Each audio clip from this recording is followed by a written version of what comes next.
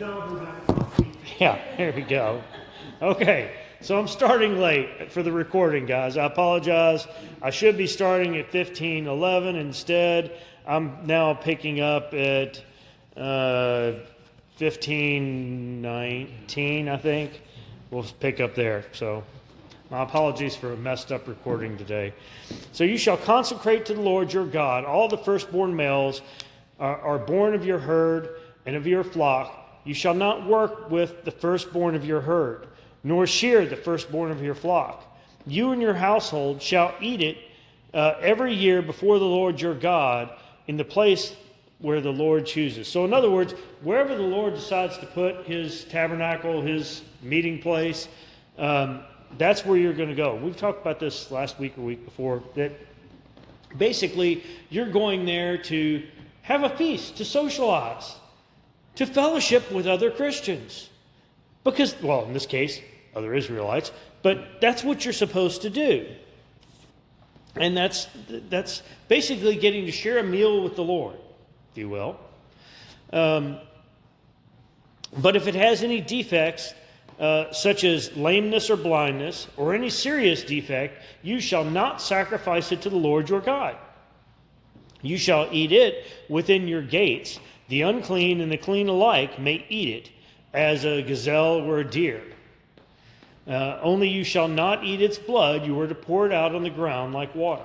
Because again, keep in mind, blood is life, and so that's what we've been told by Yahweh, do not drink the blood. That's why you can't eat something, you can't eat, I know we passed laws for this in Tennessee, so that you can eat roadkill. Well, the concept of why you shouldn't as an Israelite is, its blood is in it. You can't, if the heart isn't pumping when you cut its throat, it can't bleed out. You're eating the blood. The blood is still in the body. So that's why you can't have those. But if you'll recall, they're allowed to sell those to the Gentile. That's just fine. So, again, everybody's got their rules here, right? Okay.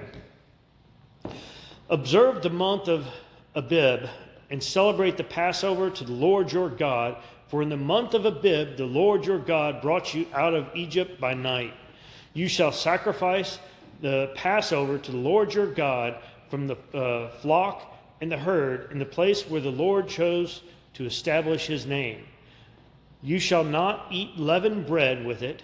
7 days you shall eat with it unleavened bread, the bread of affliction. You came out of the land of Egypt in haste, so that you may remember all the days of your life, the days when you came out of the land of Egypt. So, why the unleavened bread? Just as a quick recollection here. When you put yeast into bread, what do you have to do? You got to wait, right? You got to wait for it to rise. So while they didn't have time for that, it was if we're leaving Egypt, we're leaving now, right now. Before they changed their mind again, we're leaving now. So there was no time to put yeast in and let it rise. So they had unleavened bread. So they had bread that didn't rise. That's the purpose behind that. That's the remembrance, as a reminder that they had to get out of Egypt now. God took care of it, but when God says it's time to go, it's time to go. Not later, now. It's always the thing that kills me. Kid, I understand the concept. Hey, we need to leave. We're in a hurry. We got to go right now. But why do we need to go right now? You're missing the point. Now. We need to leave now. Well, I don't want to go right. Okay, slap. Why? Because the rock just came down and they were trying to get you to move out of the way. Why do I have to move now? Sometimes you have to listen to the person talking to you and know them. And they're telling you to move now because if you don't move now, there's going to be a problem. Okay? Listen. I mean, that's Julie and I watch this a lot, and we enjoy horror movies and this kind of thing. And how many times you watch those and people, oh yeah, the lights have gone out. Hey, it's a great time to go take a shower. You're sitting there thinking, you idiot, don't do that. It's the concept that you need to know when to listen and when to use the intelligence the good Lord gave you. And when he says it's time to go now, it's time to go now. Don't wait. And, that's one of those things that you see a lot of times where people just don't they're oblivious. They don't want to do what they're told. That's what I'm trying to get at here. That's kind of like your children when they're little. When you tell them something, why? Yeah. Because I said so. Yeah. Well, and it's the same thing, though. Why do you do this? Because God said leave now. Well, I guess we ought to leave now. I mean, that's the concept. So they had the unleavened bread, and that's why. For 7 days no leaven shall be seen with you or in all your territory, and none of the flesh which you sacrifice in the evening of the first day shall remain overnight until morning. Okay, 2 things in there if you don't recall. They weren't supposed to not just have leaven or yeast, whatever you want to call it. They weren't supposed to have it anywhere around them during the Passover. So they weren't even supposed to have it in the city limits during Passover. Just weird thing, but that's what it's talking about here as a reminder. And that nothing remains. So, in other words, you were going to go out and sacrifice an animal, slaughter it, all this fun stuff, but you had to go collect the animal, let's say, because it could be a sheep or a goat, right? I mean, either or here. Depends on the size of your family. Maybe you get together with a neighbor. Why? Because if you're going to do a sheep, if it's a good-sized sheep, you're going to have to slaughter it, cut everything up. You know, you got to take the time to bleed it, all this stuff, cut it up, and you got to make sure that all the food is either eaten before morning, or you got to burn whatever meat is left on a wooden fire, because you have to cook this over a wooden fire too. That was one of the other rules with this. But so no putting it in the oven, no sautéing, no basting. This is on an open wood fire. Okay, this is the way it's supposed to be. Why? Because that's what God said. Again, one of those. Why? Because God said so. Do we need another reason? That's the only one I've got. So just trying to be clear. That is the way this had to be done, and everything had to be gone by morning, which is why sometimes you might get together with a neighboring family, because otherwise there's not enough of you to eat it by morning. You are not allowed to sacrifice the Passover in any of your towns which the Lord your God is giving you, but at the place where the Lord your God chooses to establish his name. You shall sacrifice the Passover in the evening at sunset, at the time when you came out of Egypt. So in other words, you can't say, well, I'm just going to do the Passover here at home. It'd be so much easier. No, you're going to go to the temple and you're going to sacrifice outside the temple. Bring your tent, bring whatever you got to have, but you're going to sacrifice here. Well, it's all of a remembrance thing. That's what, if you think about it, that's what all these things are about. It's about remembering so you don't forget what God has provided. Generations tend to forget things that happen. What do they say?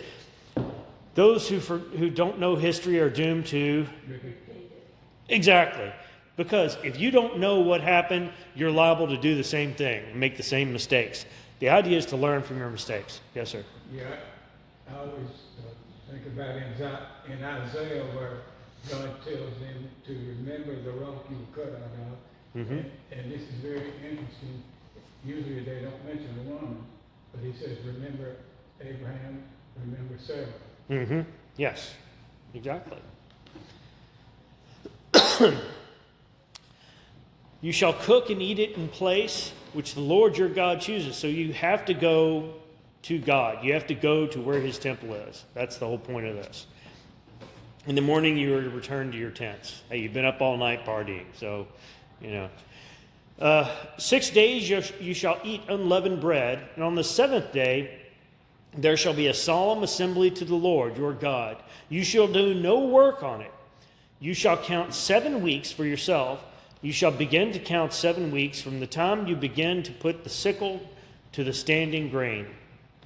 Then you shall celebrate the Feast of Weeks to the Lord your God with a tribute of a free will offering of your hand, which you shall give just as the Lord your God blesses you. And you shall rejoice before the Lord your God, you and your son and your daughter and your male and female servants and the Levite who is in your town and the stranger and the orphan and the widow who are in your midst, in the place where the Lord your God chooses to establish his name. So in other words, you're also going to go back, after you do the harvest, you're going to go back and you're going to basically free will offering. You're going to give some stuff to the temple, to the priests, but you're also going to give to everybody there. So when widows and orphans show up, you're going to provide for them. You're going to share. Why? Because God wants everybody to be taken care of. Could God just provide manna from heaven to all of them? Sure, He could. But that kind of diminishes from our ability to serve. We are being told we need to have that opportunity to help people, to help others.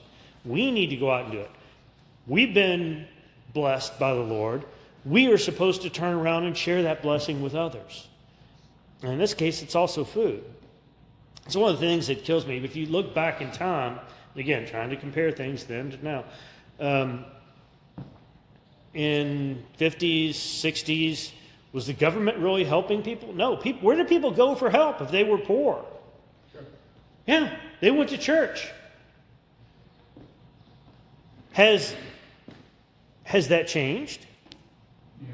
Yeah. The government wants to do the handouts now. The government wants to provide. But what does that do for us? That prevents us from helping others because they don't come to the church. They don't come to the Christians. They don't come to the people that they know will help because they want a free handout from the government. So the government charges us for not being able to help others. Doesn't make much sense, does it? And it takes away from God's ability to help people through His followers. Yeah, Jesus usually works through people. Right. Not always, but Yeah. that's our goal. Mm-hmm. I mean, we tried to help people here for a while when we first got here. There was a clothing ministry here. But what happened? Only thing people wanted to do was come through and, hey, let's pick out the brand name things that I can go sell. Well, because in this country, we're very blessed. People are worried more about having name brand clothes than they are about just having clothes on their back.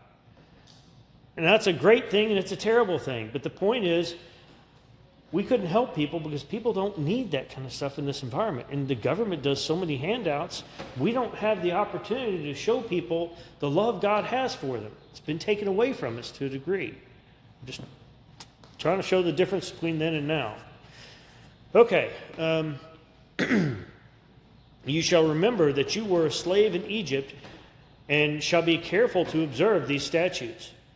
You shall celebrate the Feast of Booths 7 days after you have gathered in from your threshing floor and your wine vat. And you shall rejoice in your feast, you and your son and your daughter and your male and female servants and the Levite and the stranger and the orphan and the widow who are in your towns. 7 days you shall celebrate a feast to the Lord your God in the place which the Lord chooses, because the Lord your God will bless you in all your produce and in all your work of your hands, so that you will be altogether joyful. 3 times in a year all your males shall appear before the Lord your God in the place where He chooses, at the feast of unleavened bread, and at the feast of weeks, and the feast of booths, and they shall not appear before the Lord empty-handed. So show up and bring something. Hey, it's supposed to be a party of sorts. It's a celebration. It's a Like that says, in proportion to the way the Lord your God has blessed you. Mm-hmm. That puts an onus on us to think about, how were we blessed during Yeah. this period. Absolutely. Now, think about the other part of this that it doesn't really address. How long again, this is another one of those me being me things. How long did it take to get from the outskirts all the way to wherever the temple is? They had to do some serious traveling. Think about it. You still have 2.5 tribes on the other side of the Jordan. But you know that the temple is going to be in the promised land. Where? Don't know yet. But there's going to be some traveling. That's my point. And all the men have to go 3 times a year. That's a lot of traveling back then. So you didn't, I'm going to get the crop duster out and I'm just going to fly over there. It'll be nice and easy. No. We're not having any of that. It's trying to put it in perspective that this was not necessarily a simple request. There was some planning and some effort in this because you also had to take food for your journey. Unless you happen to live in the same town. Boy, that'd be convenient, wouldn't it? Okay. Every man shall give as he is able, according to the blessings of the Lord your God, which he has given you. You shall appoint for yourself judges and officers in all your towns which the Lord your God is giving you, according to your tribes, and they shall judge the people with righteous judgment. Well, that's a nice thought, isn't it? I'm sorry, but I'm really big on righteous judgment, okay? I want fair environments.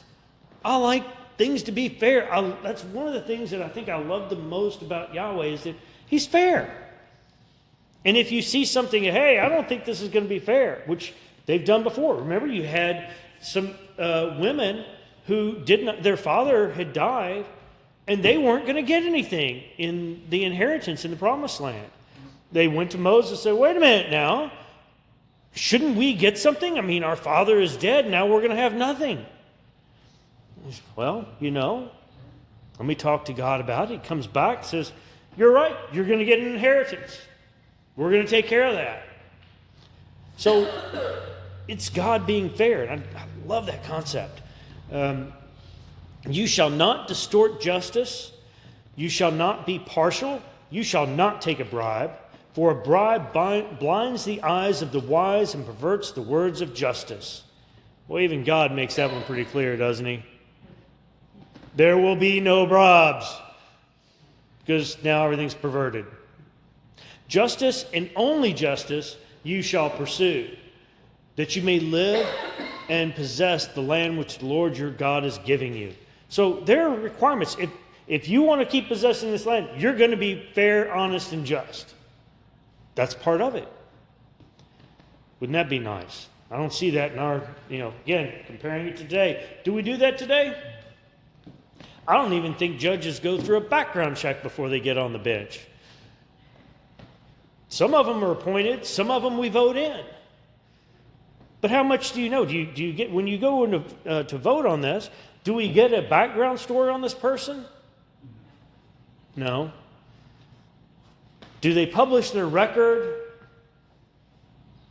so we can look at that before they vote? No. We have to go out and do it. But I think as Christians, it would behoove us not to. God's told us how we're supposed to do it, so we better make sure we're appointing just people.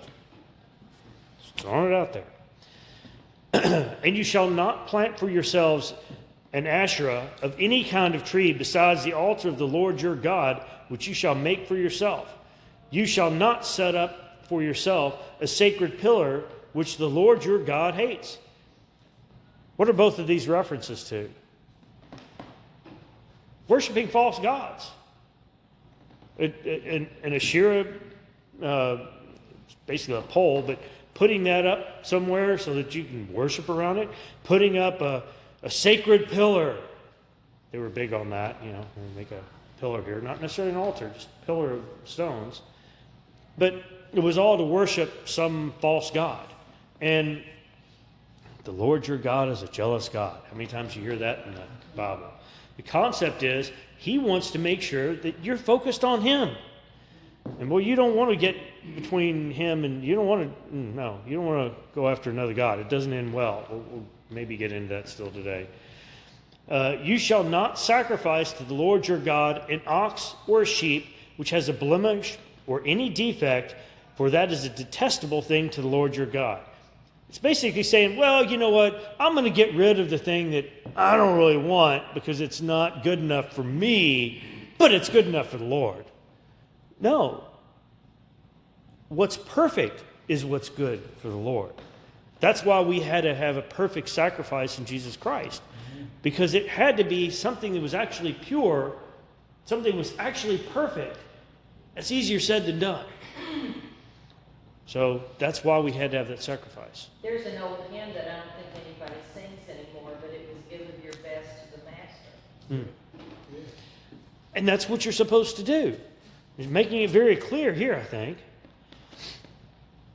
If there is found in your midst, in any of your towns which the Lord your God is giving you, a man or a woman who does what is evil in the sight of the Lord your God by transgressing his covenant and has gone and served other gods and worshipped them, or the sun, or the moon, or any of the heavenly host, which I have not commanded, then it is told you, and you shall hear of it. Then you shall inquire thoroughly. Behold, it is true. Behold, if it is true, and the thing certain has been detestable thing has been done in Israel, then you shall bring out that man or that woman who does this evil deed in your gates, that is, the man or the woman, and you shall stone them to death. This is one of those cut out the evil. This is something Yahweh is not putting up with. Period. No ifs, ands, or buts. You don't do this. Period. At all. We've talked about this before. What happens? What is likely to happen when you see something in the world that's evil? If you don't know about it, you're not inclined to go do it. But if you see something like, well, I might want to try that. And that's part of the concept here. That's why they were told when they go in to take over the promised land, all of these Asherah poles, all of these pillars, all these references to false gods, they're supposed to destroy all of that as they go through. Why? Because if you don't see it, you have less desire to go do it. I mean, unfortunately today, you can see anything you want on the internet. It doesn't take that long, right? You can find anything. If you can't find it there, hit the dark web. You'll find it. Trust me. It's the first thing you'll see if you hit the dark web. Or TV commercials. Or TV commercials, for that matter. It's absolutely true. I'm glad we don't do regular TV at our house because I don't want to see all that stuff. And it's not just about I don't want commercials, right? We all grew up with commercials. Well, save maybe one of us in here. We all grew up with commercials. We're all used to that. But they've gotten a whole lot more graphic if you watch them today. I mean, a whole lot more graphic. Some of them you can only show after 5 o'clock. Oh, now today, all day long, you can show whatever. I like the ones more about the species spicy meatballs. I get it. It's just, there's so much out there, and it's really frustrating. And having all those opportunities to say, hey, let us show you a new sin. Here it is on TV right now. Come and get your new sin. I mean, isn't that what some of it is? I mean, I hate to say it, but it's the truth. Y'all know that as well as I do. So I like the fact that we at least get to choose what we're watching when you're doing. I mean, I hate the fact I'm having to pay for it. You used to get TV for free, right? All 3 channels and PBS. But you don't have the commercials today. That's a plus if you pay for it. But you get to choose more what your kids see or what you see. Some things I don't want to see. Anyway, that's why we're told to get rid of all this stuff. And that's part of the whole, if you see this sin, the person committing this particular sin, this is going to end your life, your soul. We're going to get rid of this person. And hopefully from this, you're going to learn, don't do that. So there's capital punishment in the Bible. Anybody ever catch that? Yes. We just put people on death row for life and let them die on death row. We don't actually kill them. I never understood that. We just pay $1 million a year. Citizens dead. Yeah. Keep them in there 30, 40 years. I'm thinking, Cost of yeah. taxpayers' money. I never understood I think it should be whatever it is, you got 5 years. Max. Push it through the court system. Drop other things. Whatever you got to do. Make up your mind. I only say that because God's like, if you go out and you check and you find this really did happen, so what are we talking about? Gathering evidence, having a trial, right? Did this happen? You got proof of it. You go, okay, well, we're going to escort you out to the gallows right now. In this case, we're going to take you out and stone you right now because that's how it works. That's what God told them to do in the Old Testament. it. If they had more of that today, it'd be less crime. Yeah, there would. There'd be a whole lot less crime. But that's where I'm trying to get at, again, how things were, how things are. We don't follow the examples we're given. On the evidence of 2 witnesses or 3 witnesses, he who is to die shall be put to death. He shall not be put to death on the evidence of 1 witness. Boy, isn't that nice? Aren't we going back to justice? You can't have just one person bringing charges. Has anybody read much about the Salem witch trials? Really good example. Because basically what happened as you have a girl that gets really upset with somebody and says, I really don't like the way this person's treating me, so I'm going to call her a witch. Well, then she gets some of her friends to do the same thing. Here, you're supposed to have multiple witnesses, 2 to 3. The Salem witch trial started with one girl calling somebody else a witch. Now, when the other girls saw that this was working to their advantage, they all kind of joined in. So you also have to watch for corruption in that. But at least with this, they're making it clear you can't do this on the evidence of one person. And that's how the Salem witch trials started. On that note, just to make things interesting, how many witches were burned at the stake in Salem? 0. It's falsehood. We're all taught that there were, witches burned at the stake. Nobody was burned at the stake. Now, don't get me wrong, Matthew Hopkins, famous witch hunter in England, he burned a lot of witches at the stake. Now, I don't know that they were witches, but he burned a lot of women at the stake, but not here in the U.S. So, point of interest. Sorry. Okay. So the hand of the witnesses shall be first against him to put him to death, and afterwards the hand of all the people. So you shall purge this evil from your midst. So what's he saying?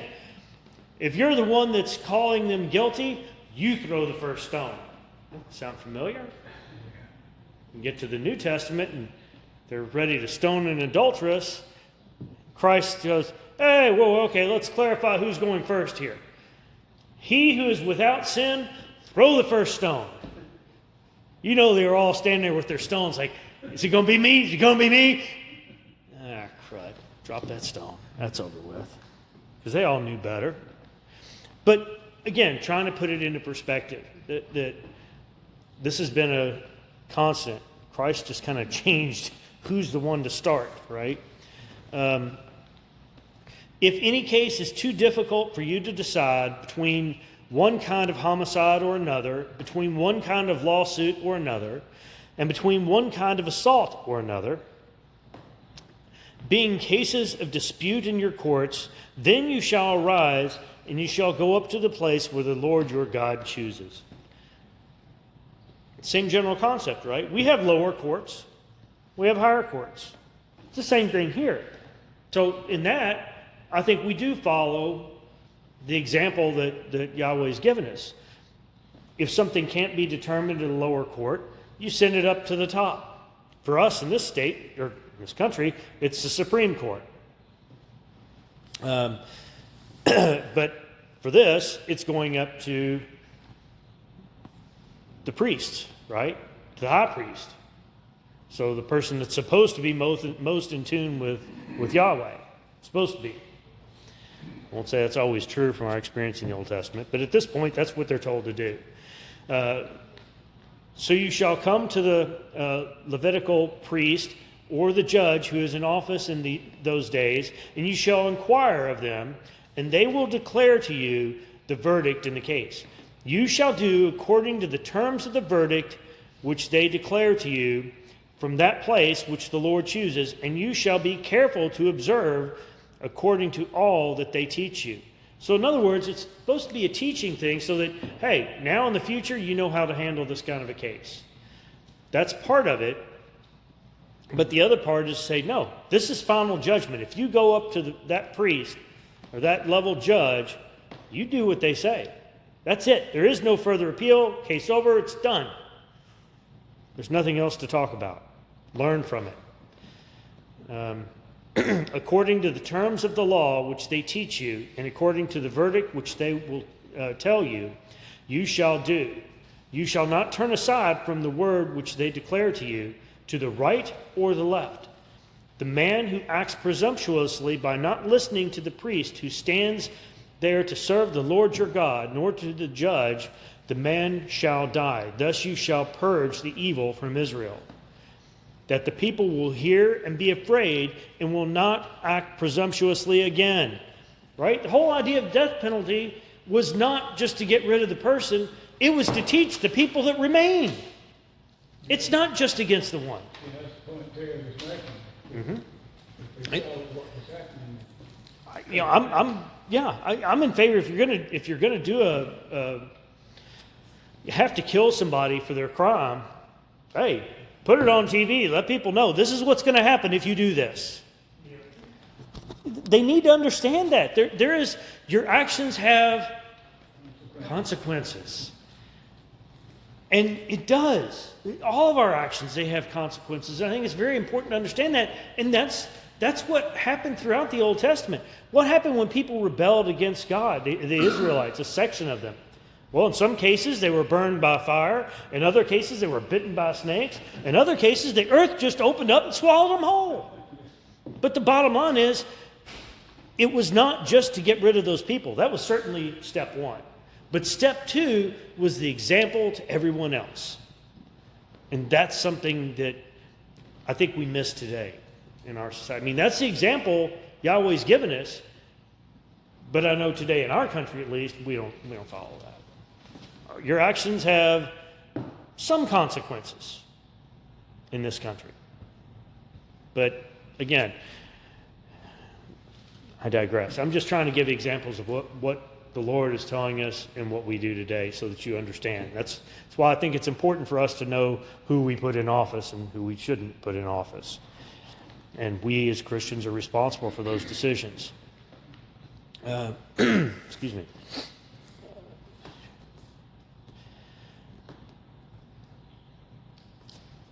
Then all people who will hear and be afraid, and they will not act presumptuously again.